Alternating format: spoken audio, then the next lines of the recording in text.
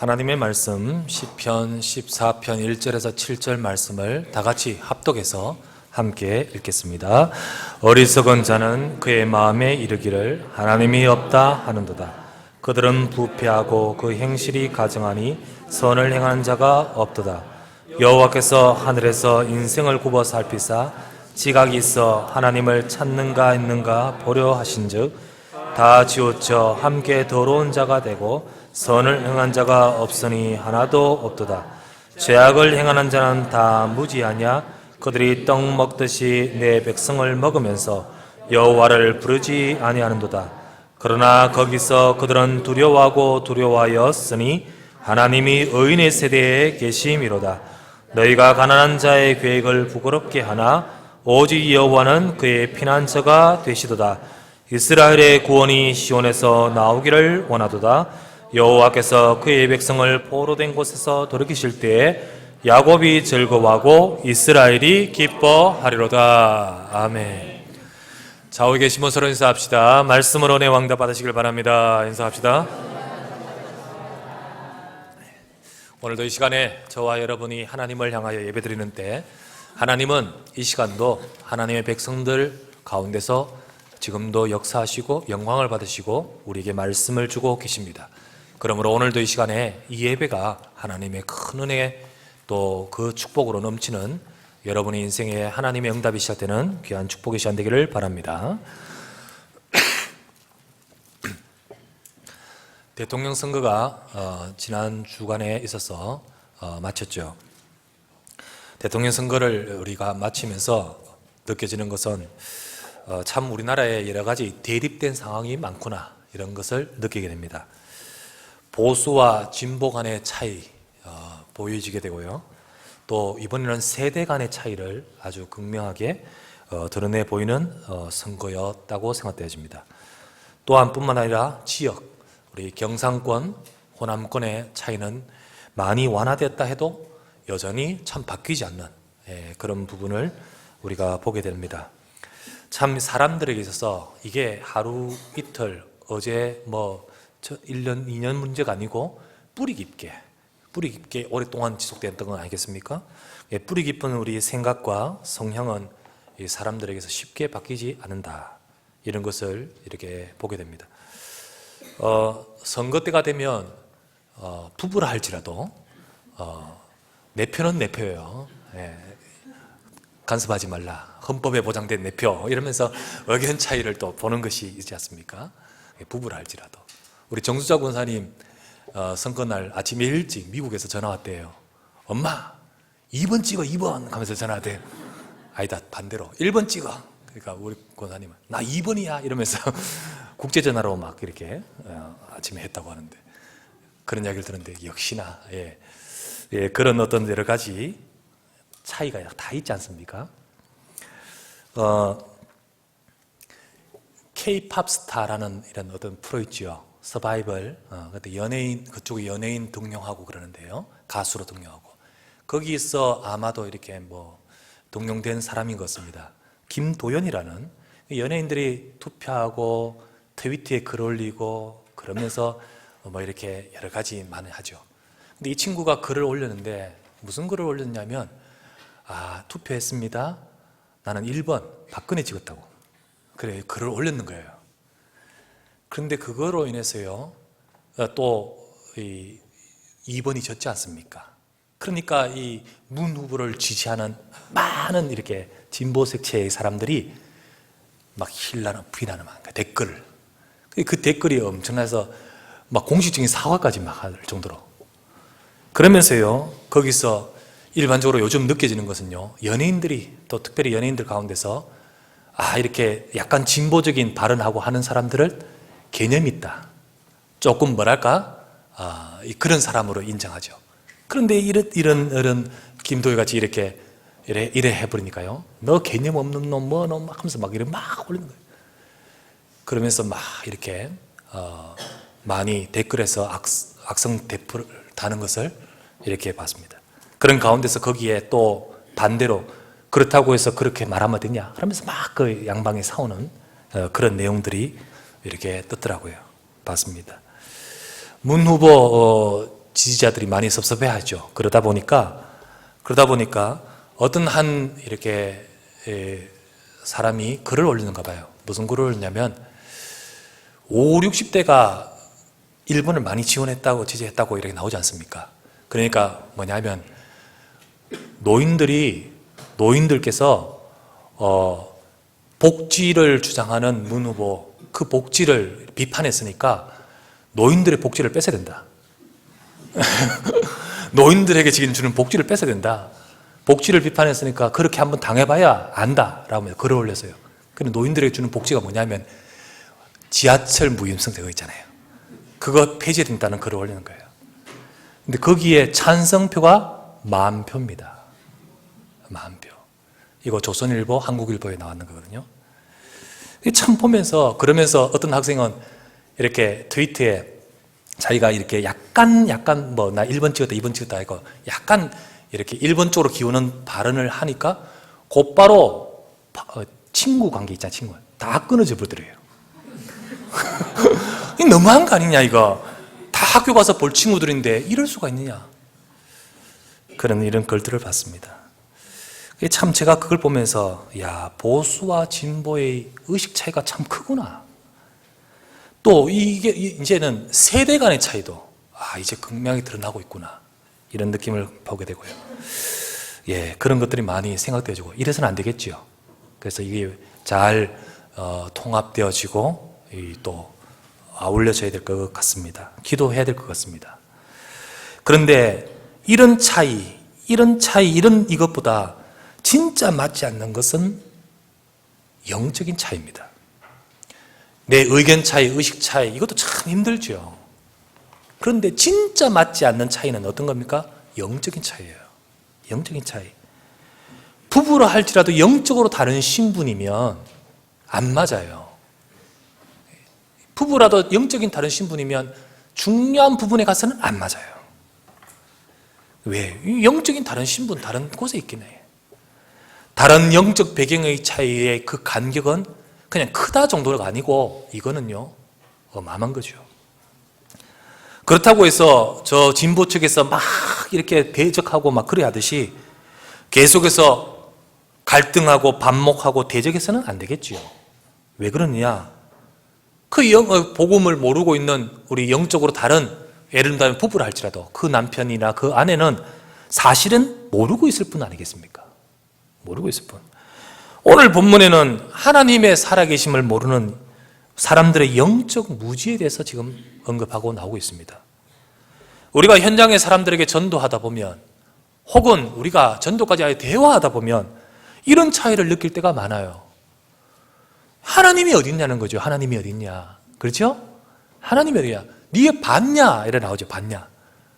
봤냐라고 말해요. 그렇게 하면서요, 이걸 가지고 답답하다고 싸우겠습니까? 그렇죠? 답답하다고 싸우겠습니까? 아니면 보일 수는 없는 거 알겠습니까? 그래서 이런 거는 논쟁하면 절대 안 돼요. 논쟁에서 내 말빨이 힘이 세가지고 꺾었다 하더라도 그건 믿음은 아닙니다. 굴복했다 하더라도 믿음은 아니에요. 그래서 이거는 절대로 논쟁에서 될 부분이 아니에요. 그들에게 눈으로 보여줄 수 없어도 하나님은 분명히 지금도 역사하고 계시거든요. 그래서 이 하나님이 역사하실 시간표와 때를 바라보고 저와 여러분 기도하고 있어야 되겠습니다.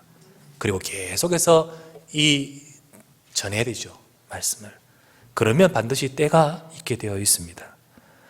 우리는 오늘 본문을 통해서 하나님을 부정하는 무신론자들, 사실은 불신자들의 우리 현장을 우리 보면서 말씀을 받기를 바라고요. 그리고 그것을 두고 기도하는 시간 되시기를 바랍니다. 그러면 첫 번째로 생각할 말씀은 하나님 없다 하는 영적 무지의 세상의 모습을 보시기 바랍니다. 시편 14편 1절의 말씀이 이렇게 시작합니다. 어리석은 자는 그의 마음에 이르기를 하나님이 없다 하는도다 라고 시작합니다. 어리석은 자가 어떤 사람이 어리석은 자입니까? 세상에 상식이 낮거나 지혜가 없는 사람을 어리석은 자라고 우리가 말을 하죠. 그러나 성경에서는 그렇게 말하지 않습니다. 하나님 없다 하거나 하나님의 말씀에 귀를 막는 사람이 어리석은 자란 거예요. 어리석은 사람이라고 말합니다. 보기에는 똑똑해 보입니다. 지식이 있고 뭔가 좀 개념이 있고 의식이 있고, 그러면서 가방끈도 길고 뭐 많은 것처럼 보입니다만은 하나님 없다고 생각하는 그 사람이 사실은 진짜 어리석은 것이다. 왜냐? 온갖 것을 다 가지고 돈도 있고 권력 있고 다 있지만은 그 인생이 지옥 가면 무슨 소용이 있냐는 거예요. 영원한 생명과 축복을 잃어버린 채 다른 것 다 가진 것은 그건 복이 아니라는 거예요. 복이 아니다. 그런데 하나님 없다는 이 사람들, 그들의 생각에는 하나님 믿는 것이 어리석게 보여요. 하나님 믿는 것이 참 이렇게 무지하게 보인다는 거예요. 하나님 믿고 기도하고 이거 교회에 나가서 성경의 말씀 고지고대로 믿는 것을 보면서 참 모르는, 무지한, 순진하게 자기 인생이 주도적으로, 자기 주체적으로 살아야 되지. 기도하고. 그러면서요, 교회 가서 예배 드리고 하나님 믿고 하는 것을요, 구속받는 것으로 그렇게 말하고 그렇게 생각합니다. 여러분, 과연 그렇습니까? 하나님이 저와 여러분을 구속하기 위해서 말씀 주고 계십니까? 여러분, 연 있지 않습니까? 연. 하늘에 나는 연요, 연 날리는 연. 연에 있어서 연줄은 구속이 아닙니다. 연에 있어서 연줄은요, 그를 딱 붙들고 있는 구속이 아니에요. 연에 있어서 연줄은 구속이 아니라 생명줄입니다. 생명줄이에요. 연줄이 있어야 창공을 날지요. 연줄이 끊어지면 추락하게 되는 것입니다. 맞지 않습니까? 기차에 있어서 레일은 구속이 아닙니다. 레일이 있어야 기차는 달릴 수 있는 것입니다. 레일이 없어서 레일이 끊어지면 기차는 탈선하게 되어 있습니다. 연줄과 레일은 구속이 아니고 생명 자체라는 거예요. 생명. 그 안에서 자유가 있고 그 안에서 누림이 있는 거예요. 그런데 이걸 모른 채 왜 나를 붙들어주냐, 왜 나를 매냐, 이런 식이죠. 하나님은요, 사람에게 있어서 연의 연줄과 같습니다. 창세기 1장 27절 28절에 뭐라 되어 있습니까? 하나님이 자기 형상 곧 하나님의 형상대로 사람을 창조하시되 남자와 여자를 창조하셨죠. 그리고 하나님이 그들에게 복을 주시며 그들에게 이르시되 생육하고 번성하여 땅에 충만하라, 땅을 정복하라, 바다의 고기와 물고기와 모든 생물을 다스리라 하시니라. 인간은 하나님의 형상을 따라 닮아 창조되었습니다. 그래서 우리 인간은 하나님 안에서 복을 받게 되어 있습니다. 하나님 안에서 그 축복을 누리고 하나님 안에서 정복하고 하나님 안에서 우리에게 주신 복을 누릴 자로 우리를 창조하셨다는 거예요. 그렇기 때문에 우리 인간은 하나님을 만날 때, 하나님 안에 있을 때 자유가 있습니다. 그리고 그 안에서 행복이 있고 그 안에서 누림이 있게 되어 있는 것이에요. 그런데 사람들은요, 하나님 필요 없다, 하나님 믿는 것이 구속처럼 보이고요, 그리고 그것이 어리석은 것처럼 보입니다. 자기 조그만 지식을 가지고, 의식 가지고 성경을 비판하고 하나님 비판하고 하나님 있느니 없느니 라고 말하는 것이 세상의 모습입니다. 그러나 오늘 하나님 말씀에는 진짜 인생이 무지한 것이 뭔지 아느냐, 진짜 무지하고 무지한 인생이 뭔지 아느냐, 그게 바로 하나님 없다는 영적인 무지를 말하는 것이다. 오늘 시편 14편 그렇게 말씀하죠. 자, 그런데 이 영적인 무지가 어디서 비롯된 것이냐, 제가 다시 한번 14편 1절에서 4절을 자세히 읽어보겠습니다. 여러분 가만히 보시기 바랍니다. 어리석은 자는 그의 마음에 이르기를 하나님이 없다 하는도다. 그들은 부패하고 그 행실이 가증하니 선을 행하는 자가 없도다. 여호와께서 하늘에서 인생을 굽어 살피사 지각이 있어 하나님을 찾는 자가 있는가 보려 하신즉 다 치우쳐 함께 더러운 자가 되고 선을 행하는 자가 없나니 하나도 없도다. 죄악을 행하는 자는 다 무지하냐?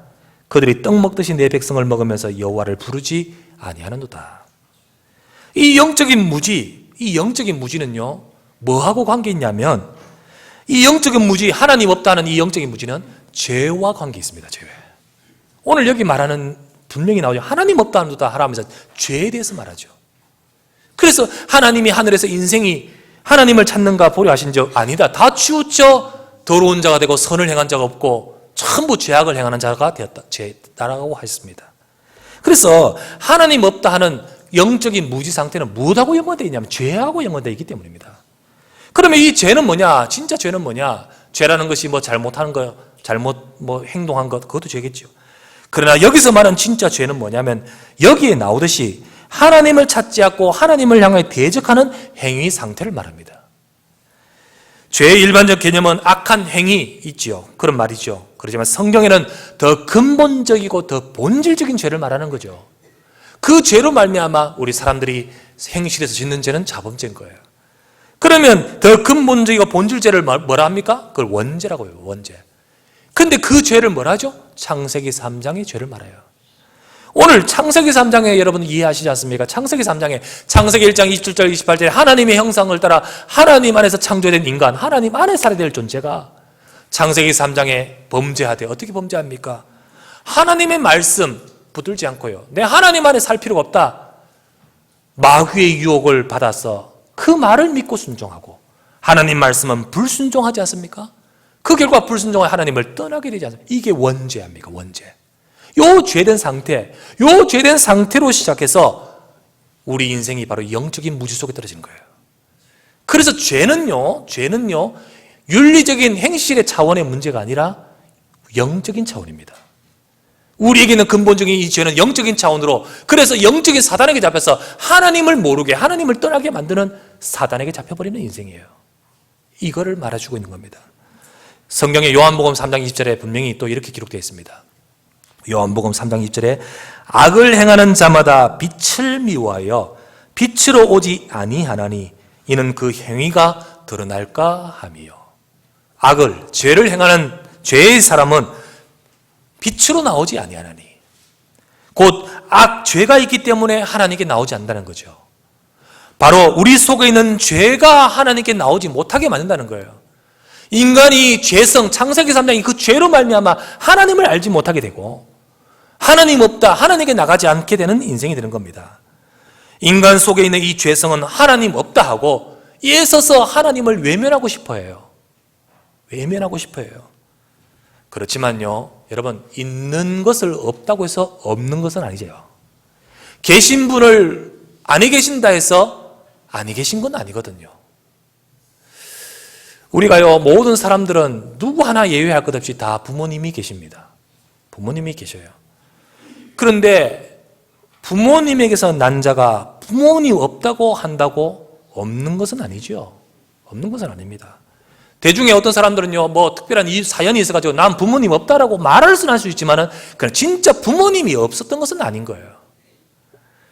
없다고 할 뿐이지 없는 건 아니죠. 그래서 하나님 없다 하지만 하나님 아니 계신 건 아니라는 거예요. 그래서 신학자들 가운데서 이런 말을 하는 사람이 있습니다. 엄격한 의미에서는 무신론자는 없다. 불신론자가 있을 뿐이다. 하나님 없는 게 아니라 지가 안 믿을 뿐인 거예요. 지가 안 믿을 뿐이에요. 인간은 이 죄로 말미암아 하나님을 떠나 창세기 3장 속에서 바로 이 속에서 죄 속에서 하나님 없다 합니다. 여러분, 이것이 바로 세상의 모습이에요. 근데 이 세상이 머나먼 멀리 있는 세상이 아니라 우리 주변의 모습이라는 거예요. 여러분의 남편일 수도 있고 나의 아내일 수도 있고 내 자녀일 수도 있고 우리 현장의 사람인 거예요. 창세기 3장부터 시작해서 하나님을 부정하고 떠난 인간입니다. 그래서부터 거기에 죽음이 들어오고 그 죽음으로 저주와 재앙과 고통이 들어오는 인생. 인생은요, 처음보다 고통 속에 있지만은 여전히 이 영적인 무지 속에서 하나님 없다 하면서 자기 나름대로 발버둥은 치겠지만은 자기 인생의 문제를 절대 해결 못하는 이 영적 상태. 이게 바로 우리가 살고 있는 현장이라는 것을 아셔야 됩니다. 우리의 안타까운 혹 우리 가족일 수 있고 우리 현장이라는 거예요. 그렇다면 저들이 어떻게 하면 좋겠습니까? 저들은 어떻게 하면 좋겠습니까? 안타깝지요. 그래서 두 번째입니다. 의인의 세대에 계신 하나님이십니다. 의인의 세대에 계신 하나님. 여러분, 그렇다면 하나님을 떠나 영적인데 무지한 그 상태 속에 있는 인간은 하나님 못 만나잖아요. 어떻게 하나님 만날 수 있을까? 그들은 어떻게 하나님을 찾을 수 있을까요? 그런데요, 비록 하나님은 눈에 보이지 않고 그들은 없다 하지만은 하나님은 지금도 분명히 역사하시되 하나님은 하나님 자신을 드러내어주고 계십니다. 그러면 하나님이 어디서 자신을 드러내고 계신단 말입니까? 어디서 자신을 드러내고 계신단 말입니까? 오늘 말씀하잖아요. 5절 말씀입니다. 뭐라고 되어 있습니까? 그러나 거기서 그들은 누구죠? 하나님 없다 하는 그들을. 그러나 거기서 그들은 두려워하였으니 하나님이 의인의 세대에 계심이로다. 의인의 세대에 하나님이 계시다. 하나님은 자신을 드러내신다고 했습니다. 어디에? 성경 로마서 16장 25절에서 26절 말씀에 보면 나의 복음과 예수 그리스도를 전파함은 영세전부터 감추어져 있다가 감추어져 있었습니다.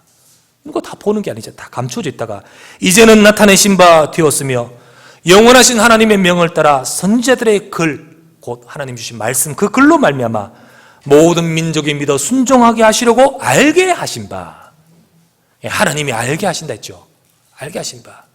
이 누구한테 알게 하십니까? 영적인 무지 상태에 있는 자들에게. 그러나 그 속에 구원받을 하나님의 백성들에게 때로는 어떤 상황이나 어떤 계기를 통하여 하나님 만날 수 있는 은혜를 베푸시는 거예요. 성경 디도서 1장 2절에서 3절에도 잘 나와 있습니다. 디도서 1장 2절 3절. 이 영생은 거짓이 없으신 하나님이 영원 전부터 약속하신 것인데 자기 때에 자기의 말씀을 전도로 나타내셨으니, 하나님이 이 영생을, 약속하신 그 영생을 자기 때에 자기의 말씀을 전도로 나타내셨으니, 그래서 선지자들은 옛날에 그 말씀을 가지고 선포했겠고요, 오늘날 전도자를 통하여서 하나님은 이 말씀을 선포하여 하나님의 살아계심과 하나님의 역사를 나타내신다고 하시는 겁니다. 그래서 이 말씀이 이해되죠. 하나님은요, 그들은 두려워하고 두려워하였으니 하나님이 누구에게 계셔요? 의인의 세대에 계십니다. 여러분, 의인은 누구를 말합니까? 계속해서 제가 많이 말하죠. 의인이 누굽니까? 오늘 글을 읽어보니까요, 분명히 시편 14편에 뭐라고 되어 있습니까? 14편 2절 3절 보면요, 전부 악인이래요. 모든 사람 다 악인이라 했잖아요. 여호와께서 하늘에서 인생을 굽어 살피사 하나님 찾는 자 있는가 보려 하신지, 아니다, 다 치우쳐 더러운 자가 되고 다 악인이라 했잖아요. 요 글을 딱 누가 인용하냐면 바울이 로마서에서 인용합니다. 로마서 3장 10절에서 12절 말씀에 이렇게 기록되어 있죠. 기록된 바 의인은 없나니 하나도 없으며 깨닫는 자도 없고 하나님을 찾는 자도 없고 다 치우쳐 무익하게 되고 선을 행한 자가 없나니 하나도 없도다. 요 말씀이죠. 요 말씀을 인용하여서 바울이 로마서 3장에 그 말을 합니다. 이 말을 인용하면서 바울이 뭘 말하느냐? 모든 인간은 다 죄인이다는 거예요. 모든 사람이 다 죄를 범하였으며 모든 인생은 다 죄인이다라고 말을 바울이 하고 있습니다. 하나님이 바울을 통하여 우리에게 말씀을 주고 있습니다. 그런데 바울은 다 죄인이라고 하면서 의인에 대해서 이야기해요. 그게 바로 로마서 1장 17절입니다. 뭡니까? 복음에는 하나님의 의가 나타나서 믿음으로 믿음에 이르게 하나니 기록된 바 오직 의인은 믿음으로 말미암아 살리라 함과 같으니라. 다 죄인이라 했지만은 의인이 있다는 거죠. 누굽니까? 우리의 의가 아니라 복음에 하나님의 의가 나타나서. 그래서 의인은 누구를 말합니까? 의인은 바로 예수 그리스도 복음을 통해서 하나님의 의를 입은 자인 줄 믿습니다. 곧 예수님을 믿고 예수 그리스도를 믿고 하나님 자녀된 백성, 그가 의인 아닙니까? 그렇다면 오늘 말씀에 하나님이 의인의 세대에 계심이로다. 뭘 말하죠? 하나님이 의인의 세대, 저와 여러분 하나님 백성들을 속에 우리를 통하여 역사하고 계신다는 거예요. 세상의 사람들이 하나님 없다 말하면서 다 치우쳐 전부 육신적인 것 쫓아서 그걸 가고 있지만은, 그러나 하나님은 지금도 역사하고 계십니다. 하나님은 언약의 백성들이 있는 그 자리, 그와 저와 여러분들 속에, 저와 여러분 속에 함께하고 계시는데, 그런데 5절 말씀 가보니까 그러나 거기서 그들은 두려워하고 두려워했으니 하나님이 의인의 세대에 계심이로다 라고 말하는 것은 그들이 하나님이 의인의 세대에 계시는 것을 본다는 거예요. 본다는 거. 하나님 없다 하는 자들은 하나님 믿는다 하는 자들을 가만두지 않습니다. 그들은요 어떻게 합니까? 4절 말씀이 나오죠. 죄악을 행하는 자는 다 무지하뇨 곧 하나님 없다는 그들을 말합니다. 그들이 떡 먹듯이 내 백성을 먹으면서 여호와를 부르지 아니하는도다 라고 말하죠. 하나님 없다 하면서 하나님 믿지 않는 그 세상의 모든 영적인 무지한 사람들은 어떻게 합니까? 하나님 믿는 자들을 무시할 수밖에 없는 거예요. 바보들 같이 하나님 믿는다고. 그러면서 어떻게 합니까? 핍박까지 해요. 그리고 어떻게 합니까? 참 무시하고 그래 하죠. 5절 말씀에 떡 먹듯이 내 백성을 향하여 그렇게 한다는 거예요. 그런데 이어서 5절 말씀에 뭐라고 하십니까? 그러나 거기서 그들은 두려워하고 두려워했으니 하나님이 의인의 세대에 계심이로다. 여러분, 세상의 사람들이 하나님 백성들 뭐 있니 없니 라고 하면서 무시하지만은 그러나 결국은 알게 됩니다. 하나님이 저와 여러분의 함께하고 계신 줄 믿습니다. 그것을 오늘 말씀하고 있는 거예요. 5절에 보니 두려워한다 했습니다. 왜 그렇습니까? 그들 가운데 하나님이 계시니까. 하나님은 분명히 살아계시니까. 또 그렇게 느껴지니까요. 사람들이 하나님 없다라고 말하지만 그러나 예수 그리스도 믿는 자녀들의 삶에 하나님은 분명히 함께 하시고 역사하고 계시는 겁니다. 하나님 없다 하는 자들도 사실 그 마음의 깊은 밑바닥에는 어떤 마음이 있는 줄 아십니까? 사실은요, 자기 신념을 진짜 확신할 수 없는 거예요. 그러다 보니까 혹 하나님이 계시는 것 아닌가? 자기 인생이 한계를 만나고 자기 인생이 큰 문제를 만날 때 결국은 두려워할 수밖에 없는 거예요. 결국은 자기 인생이 얼마나 약합니까? 그럴 수밖에 없는 거예요. 그러나 진짜 인간이 죽음을 직면하고 한계를 만날 때 인간은 두려워하게 되는 겁니다. 그런데 그 두려움이 두려움으로 끝나지 않고 인간 자신의 나약함, 나 자신의 연약함, 내 지식이 잘못됐다, 내가 지금 어리석었다는 것을 발견하고 하나님 만나는 은혜의 기회가 된다면 거기에 하나님이 역사하시는 겁니다. 그러게끔 하나님이 역사하시는 거예요. 그래서 오늘 5절 말씀은 하나님이 의인의 세대에 계심이라 그것을 본다는 거죠. 그래서 하나님은요, 저 영적인 무지한 사람들을 살리기 위해서 저와 여러분을 사용하신 줄 믿습니다. 하나님이 의인의 세대에 하나님 백성들 속에 함께 하시면서 우리를 통하여 이 복음이 증거되고 하나님이 역사하신 것을 보게 하시는 거예요. 창세기 39장에 요셉 있지 않습니까? 요셉이 하나님이 여호와께서 요셉과 함께 하십니다. 그죠? 그런데 누가 봤지요? 보디발, 이 불신자 보디발이 받는 거예요. 여호와께서 요셉과 함께 하심을 보디발이 보았더라 했지 않습니까? 나중에 누가 또 봅니까? 바로 왕이 보지 않습니까? 여호와께서 너와 함께 하심을 보는 거 알겠습니까? 창세기 26장에 누가 나옵니까? 이삭이요, 하나님의 말씀 받고 말씀의 언약 속에 거하는 이삭, 하나님이 이삭에게 역사하고 계십니다. 그런데 이삭을 계속 미워하며 떡 먹듯이 이삭을 괴롭히는 사람이 있었습니다. 누구죠? 아비멜렉. 우물을 뺏어버리고 쫓아내버리고 막 그러지 않습니까? 그는 나중에 어떻게 합니까? 아비멜렉과 군대 장관이 돌아와서 이삭, 네가 하나님이 너와 함께 하심을 우리가 분명히 보았다. 우리가 너와 화친하자라고 말하지 않습니까? 다니엘서 6장에 보니까 다니엘을 모함해서요, 사자굴에 떨어뜨렸는데 여호와께서 함께 하시는 그 다니엘이 거기서 응답받지 않습니까? 다리오 왕이 뭐라고 말합니까? 다니엘의 하나님을 찬양하리로다. 조서를 내려서요, 그 하나님을 찬양하고 다리오 왕이 받지 않습니까? 하나님은 그렇게 역사하고 계십니다. 의인의 세대에 계시는 하나님, 오늘 의인 하나님의 백성들과 함께 하시며 역사하시는 하나님은 오늘도 저와 여러분을 통하여 저 영적인 무지한 자를 살리도록 역사하신 줄 믿습니다. 그렇게 역사하신 거예요.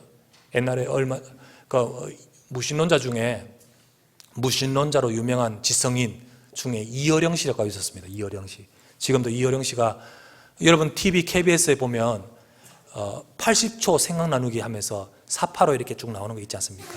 그거 하고 중앙일보 고문, 문화부 초대 장관, 그러면서 이화여대 교수로 있는 이어령 씨, 무신론자였습니다.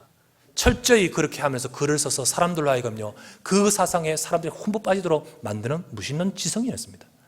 그런데 이 사람의 딸이 누구냐? 예수 믿는 자였어요. 이 딸이 아버지를 위해 기도하는 거예요. 아버지를 위해 기도하는 거예요. 기도하는데 여호와는 의인의 세대에 계심이로다. 하나님 어떻게 역사하냐? 그 딸에게 질병이 왔네. 아버지로서요, 딸이 문제가 오니까 답답한 거죠. 그렇게 답답할 때 그 딸에게 하나님이 역사하신 거예요. 이 사람이 깨지는 거예요. 아, 내가 아니구나. 하나님이 계시는구나. 두려워하고 두려워했으니. 그러면서요, 자기가 두려워하면서 하나님을 앞에 믿게 되는 인생이 바뀌는 거예요. 그렇지 않습니까? 이와 같이 하나님은요, 하나님의 백성들의 삶을 통해 역사하십니다. 하나님이 의인의 세대에 계심이로다. 저와 여러분을 사용하신 줄 믿습니다. 이 땅에 사람들 스스로 절대로 구원받을 수 없습니다. 영적인 무지한 상태에서 절대로 하나님 만날 수 없습니다. 그러나 하나님은 분명히 지금도 의인의 세대에 계심이로다. 그렇다면 저들을 살리는 길은요, 저와 여러분인 거예요. 그러면 하나님이 먼저 우리 인생에 역사하고 계시는 사실, 이 사실을 저와 여러분이 모르고 못 누리면 안 되는 거예요. 맞지 않습니까? 내가 못 누리고 내가 이 축복을 붙들지 못하면 저 사람들은 소망이 없지요. 그래야 세상의 사람들이 우리를 통하여 하나님의 계심을 보게 되는 것 아니겠습니까? 오늘 저와 여러분들이 복음 붙들어야 될 줄 믿습니다. 우리가 예수 그리스도의 복음 잡고 언약 잡은 한 사람이 현장에 서서 믿음으로 그 축복을 누리면 하나님이 그와 함께 하심이 우리 가정 가문에, 우리 철저히 하나님 모르는 영적인 무지 속에 빠진 고통 속에 있는 자들을 살리는 역사가 우리를 통해 이루어지는 것입니다. 그래서 여러분들 절대로 이 하나님이 나와 함께 하신 비밀을 놓치지 마시기를 바랍니다. 어떤 일 속에서도 여러분 이거 놓치지 마시길 바랍니다. 혹 내게 큰 문제가 왔다 할지라도 이 복음 가진 자는 반드시 승리하게 되어 있습니다. 욥을 보십시오. 욥이 얼마나 큰 문제 속에 빠졌습니까? 욥이요, 하루아침에 자식이 죽어버렸어요. 하루아침에 재산이 다 날아가 버렸어요. 뿐만 아니라 자기 인생이요, 철저히 질병으로 고통나게 됐어요. 뿐만 아니라 이 모든 것들을 위로해 줄 옆에 사람들, 아내도 나를 이해해 주지 못하고, 그리고요, 친구도 나를 이해해 주지 못하고, 온갖 사람들을 다 저를 향하여 봐라, 벌 받았다라고 말하는 이때였습니다. 얼마나 욥이 힘들겠습니까? 그런데 그 욥은요, 나중에 회복합니다. 나중에 어마어마한 축복으로 다시 재기합니다. 그 힘이 어디서 나옵니까? 도대체 그게 어디서 나옵니까? 욥기서 19장 25절이에요. 거기 뭐였죠? 사람들이 아무리 비난하고 힐난해도요, 욥이 뭐라고 고백하냐? 그래도 내가 알기에는 나의 대속자가 살아 계시니, 내가 알기에는 나는 붙들고 있기를 나의 대속자가 살아서 나와 함께 역사하고 계시니. 그게 누굽니까? 대속자가 누굽니까? 여러분, 대속자가 누구죠? 마가복음 10장 45절 말씀에 인자가 온 것은 섬김을 받으려 함이 아니요 도리어 섬기라고 많은 사람들을 위하여 대속물로 주기 위하여 오셨다. 누굽니까? 예수 그리스도예요. 야곱은 복음의 언약을 잡고 있어요. 욥은요, 복음의 언약을 잡고 있어요. 욥은 아무리 지금 문제 속에도 그 언약을 붙들고 있습니다. 여러분과 제가 승리하는 비밀이 여기에 있습니다. 내가 알기에는 나의 대속자가 살아계시니, 하나님은 의인의 세대에 계시는 줄 믿습니다. 하나님의 백성인 의인이 여러분들이 맞다면, 여러분 내가 예수 믿는 자 맞습니까? 여러분 구원받아 하나님의 백성 맞습니까? 하나님이 의인의 세대에 계심이로다. 이 척박한 현장 속에, 여러분 혹 척박한 가정 현장 속에 살아있다 할지라도, 살고 있다 할지라도 하나님이 의인의 세대에 계심이로다. 하나님은 내 인생과 함께 하시고 역사하고 계십니다. 그렇다면 세 번째입니다. 저와 여러분을 통하여 역사하는 그 구원의 역사를 봐야 되지 않겠습니까? 그 세 번째, 하나님의 구원의 역사를 보는 즐거움이 저와 여러분에 있어야 되겠습니다.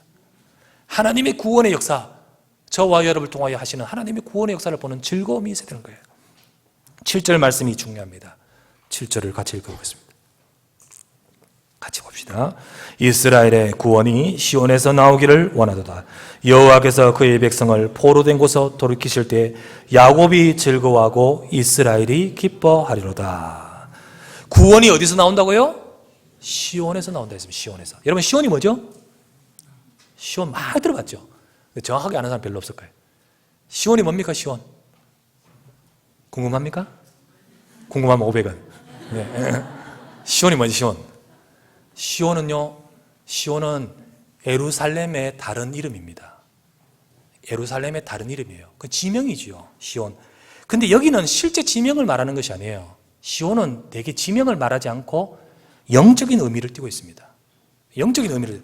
그러면 예루살렘, 시온, 이게 중요한 의미가 담겨 있는 이유가 뭐냐? 그것은요, 뭔 의미냐면 예루살렘 안에 뭐가 있죠? 성전이죠, 성전.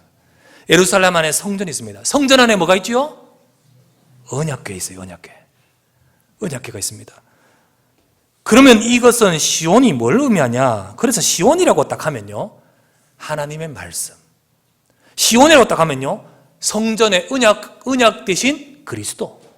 시온이라고 딱 말하면요, 바로 그 성전, 이 언약 가진 교회, 요거를 상징합니다. 그렇다면 구원이 시온에서 나온다라는 말이 무슨 말일까요? 당연하죠. 구원이 하나님의 말씀에서 나온다. 구원이 그리스도 안에서 나온다. 구원이 이 그리스도 하나님의 말씀 가진 비밀 있는 교회를 통하여 나온다는 거예요. 바로 의인의 세대에 하나님이 계심이로다. 하나님이 역사하시는데 이 비밀 가진 의인들이 모여있는 그 의인 한 사람, 그 의인들이 모여있는 교회, 이 구원의 복음의 말씀을 가진 그곳을 통하여 나온다는 거예요. 이 비밀 있는 교회를 통하여 그리스도가 증거되어 구원의 역사가 이루어진다는 것입니다. 비록 세상에서 하나님 없다 하는 자들이 득세합니다. 아까 말했잖아요. 죄악을 행한 자는 무지하뇨 그들이 떡 먹듯이 내 백성을 먹으며, 이와 같이요 막 그들이 오히려 막 득세하고 힘 있는 것처럼 막 그렇습니다. 그러나 그들로 인해 신자는 핍박받는 것처럼 보이지만 아닙니다. 하나님이 의인의 세대에 계심이로다. 하나님은 연약한 처럼 보이는 여러분과 저를 통하여 역사하십니다. 초대교회의 자들, 무식하고 가난하고 그런 자들 그렇지만은 하나님이 그 안에 계십니다. 그럴듯하게 보이는 껍데기 종교의 성전에 계시지 않고 마가다락방에 역사하시는 거예요. 그래서 초대교회의 지체들처럼 저와 여러분들 연약하고 부족하더라 하더라도 우리는 그들이 붙들었던 언약을 잡아야 될 줄 믿습니다. 그게 뭡니까? 사도행전 1장 1절 뭐죠? 데오빌로요, 내가 먼저 쓴 글에는 무릇 예수께서 행하시며 가르치시기를 시작하신부터 고난을 받으시고 성천하신 날까지 모든 일을 기록하였노라. 그 내용이 뭡니까? 예수는 그리스도입니다. 여러분과 제가 예수는 그리스도의 언약을 잡아야 돼요. 곧 하나님께서 이 땅에 보내시고 우리를 구원하시기 위해서 이 땅에 창세기 3장의 문제에 잡혀있는 우리 인생에게 첫 번째로 창세기 3장 15절부터 주신 약속, 여자의 후손이 오실 것이다. 이 땅에 우리 인생의 사탄의 문제, 죄의 문제 속에서 하나님 떠나 있는 이 근본된 문제, 이걸 모르고 영적인 문제 속에 있지만은 하나님은 하나님의 구원의 일을 하시는 거예요. 약속을 주셨고 그 약속대로 오셨습니다. 그분이 누굽니까? 예수님입니다. 예수님은 약속하신 대로 오신 그리스도이십니다. 곧 우리 인생의 문제를 해결하신 그리스도이십니다. 내 죄를 해결하고 내 인생의 문제를 해결하고 우리의 인생 과거, 현재, 미래 모든 문제를 해결하신 그리스도이십니다. 이 언약을 붙드는 저와 여러분 되시기를 바랍니다. 그리스도 안에 지혜와 지식의 모든 보화가 감춰있느니라. 여러분 진짜 이 속에 있는 비밀을 아셔야 됩니다. 초대교회 제자들요 이 언약을 딱 답을 결론을 얻고 주님이 뭐라 합니까? 그들에게 하나님 나라 일을 말씀하시니라. 가난하고 무식하고 아무것도 없지만은 그리스도의 언약 잡은 자를 통해 하나님 나라 일을 하시니라. 왜? 구원은 어디서 나온다고요? 시온에서 나오는 거예요. 구원은 하나님의 말씀, 복음의 비밀을 가진 교회를 통하여 역사하시기 때문입니다. 그래서 하나님은 그 부족한 자들, 그들을 통하여 일하시고자 역사하시는 거예요. 오늘 하나님은 우리 언약교회, 우리 사랑하는 주의 백성들, 내 연약한 나 자신, 그러나 내가 이 언약의 비밀을 붙들고 있을 때 의인의 세대에 계신 하나님, 나와 함께 하시는 하나님, 나를 통하여 이 구원이 시온에서 나오듯 우리를 통하여 일하실 줄 믿습니다. 이것은 우리 힘이 아닌 거예요. 그래서 사도행전 1장 8절에 뭐라 됐습니까? 오직 성령이 너희에게 마시면 권능이 너희에게 임하겠고 너희는 땅까지 이르러 내 증인이 되리라. 하나님이 하시겠다는 거예요. 하나님이 우리의 부족함을 아시고 능력을 주실 줄 믿습니다. 그래서 하나님은 시온에서 구원의 역사가 나타나도록 주의 교회와 주의 백성들 속에 함께 하시고 이 구원의 의인의 세대에 함께 하신 하나님이 능력을 주신 거예요. 세상에 영적인 무지 속에 있는 사람들을 살리라고, 우리를 통하여 이 빛 대신 그리스도를 증거하라고, 우리를 왕같은 제사장으로 세우사 어둠 속에 있는 자들을 건지라고 우리에게 능력을 주신다고 약속하셨습니다. 여러분과 저는 이 축복을 누려야 될 줄 믿습니다. 나를 통하여, 우리 교회를 통하여, 우리 가정을 통하여 현장을 살리는 사람들이 되지 않겠습니까? 하나님이 구원이 시온에서 나오더라. 이걸 위해서 나와 함께 하신 하나님입니다. 여러분, 내 문제 속에 빠지지 마시길 바랍니다. 내 문제, 내 현실, 내 상처, 내 영적 문제 속에 빠지지 마시길 바랍니다. 그 속에서도 욥처럼 언약을 고백하십시오. 그렇다 할지라도 내가 알기에는 나의 대속자가 살아계시니, 그리스도의 언약이 내 안에 있을 때 우리는 회복하고 그 모든 것들이 발판이 되어 더 큰 축복을 받게 될 줄 믿습니다. 그러므로 우리는 언약을 잡고 서야 돼요. 그러면서 그 욥을 통하여 처음에는 비난했던 모든 사람들이 하나님이 욥에게 함께 하셨고 하나님이 이런 분이라는 사실을 다 알게 만들어버리듯이, 하나님은 저와 여러분을 통하여, 의인의 세대에 계신 하나님은, 우리와 함께 하신 하나님은 우리를 통하여 구원이 시온에게서 나간다. 주의 교회, 주의 백성들의 집, 우리의 복음의 증거의 이 사명을 통하여 하나님은 구원의 역사, 영적 무지 속에 있는 자들을 건지는 역사를 행하신다는 거예요. 그렇다면 이것을 저와 여러분 누려야 되지 않겠습니까? 여러분과 저를 통하여 세상 살리는 축복이 임하기를 바랍니다. 여러분, 내가요 한 사람의 복음을 전해가 그 사람이 영접한 거 얼마나 기쁜지 아십니까? 여러분, 그것이 얼마나 큰 상급이며 얼마나 큰 축복인지 아십니까? 내가 그 사람의 복음 전해 이 사람이 예수님 영접하고 나서요 이 사람이 교회까지 나오고 그리고 믿음으로 자라서 훈련받고 이제 나중에 자기가 전도하려고 하는 그런 상황까지 되는 그 즐거움을 우리는 누리시기를 바랍니다. 여러분, 이 축복 속에 하나님의 역사가 있는 거예요. 우리가 무조건 전도지 되고 뛰다는 것이 아니고요, 내가 먼저 이 구원의 축복을 누리면서 하나님, 나의 인생, 하나님이 나하고 같이 계시니까 나를 통하여 이 일을 이루어 주시옵소서. 내 남편도, 우리의 가정도, 우리의 현장 지역도 이 축복이 구원이 시온에서 나가듯이 이루어지게 하옵소서. 그러면서 7절에 뭐랍니까? 이스라엘의 구원이 시온에서 나오기를 원하도다. 여호와께서 그의 백성을 포로된 곳에 돌이키실 때, 포로되어 있지 않습니까? 영적인 무지, 사단에게, 죄에게 포로되어 있으면서 자기는 모르고 있습니다. 자기가 영적으로 노예의 상태에 구속된 것인 줄 모르고 있는 영적인 무지 속 상태에 있는 자들을 포로된 곳에서 돌이키실 때, 그들을 건지실 때 무엇이 나타납니까? 야곱이 즐거워하고 이스라엘이 기뻐하리로다. 바로 하나님 백성에게 기쁨이 나타나는 거예요.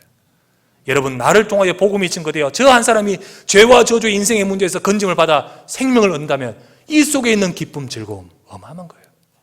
여러분, 이 축복, 이 기쁨이 우리 속에 있어야 될 줄 믿습니다. 하나님이 나를 통하여 생명 살리고 우리 가정을 통하여 생명 살리기를 원하십니다. 그 즐거움과 그 행복과 그 축복을 우리는 놓치지 마셔야 되겠어요. 내 후대가 이 복음 가지고 있을 때 내 후대가 이 복음의 비밀을 가지고 세워지네. 이 구원의 축복과 즐거움을 우리 놓치지 말아야 되겠어요.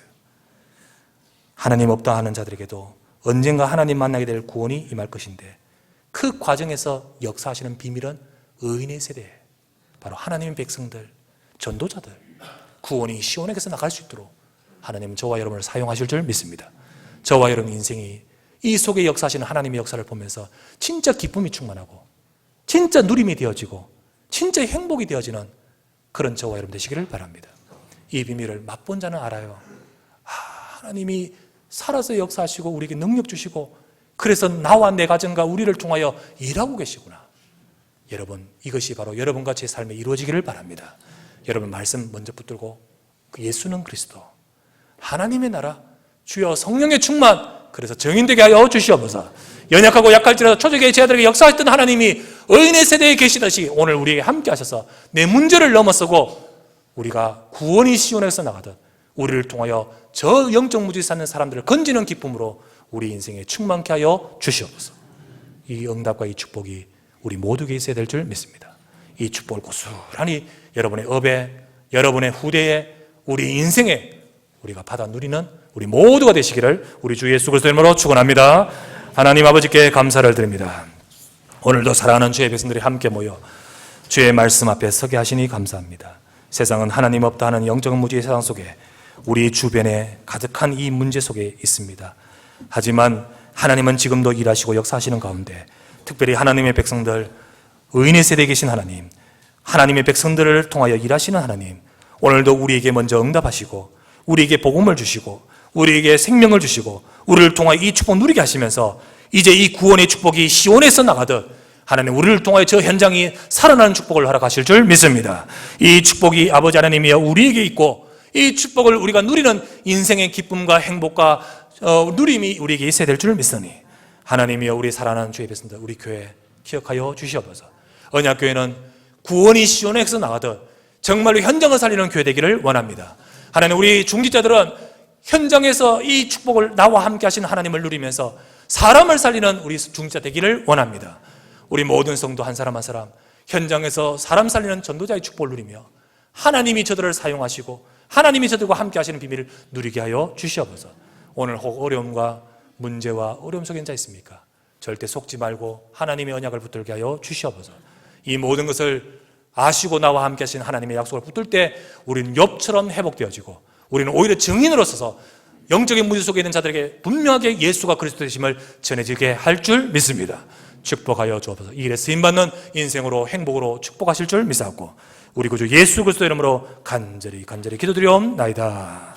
아멘.